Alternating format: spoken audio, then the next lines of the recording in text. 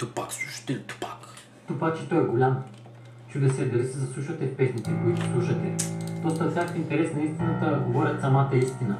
Но човек с недостатъчно личностна сила може само да си мисли, че ги разбира. Човек не може да знае когато е умрял. Същото е когато е тъп. А вие имате ли тази личностна сила? Или сте се затворили във вече наученото, мислейки си, че знаете всичко? Четете ли книги? Развивате ли се?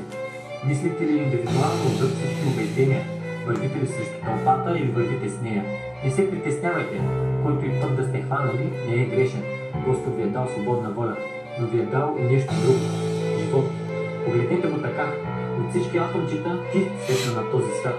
Ти, а не някой друг. А ти се оказа древно чедо на майката Земя. Не вярваш дори в чудеса. Но не да вярваш и в себе си. Нещото, което си, защото ти си скала. Скала неразрушима. Ти си Атман.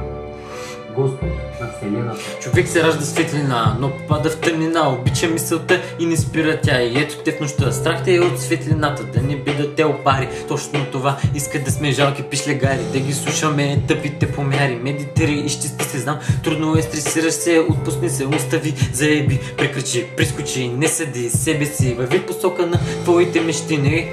Не губи душата си, прощавай, но не забравяй, в миналото не оставай и повече от всичко давай. Ние сме новите, но бързо ще станем от старите. Те първа ще се учиме, надявам се всички да сполучиме. Дали на всички ни е писано, записано, не знам, но се заслужава да стъпиш на греха и да създадеш желаната съдба. Raise up.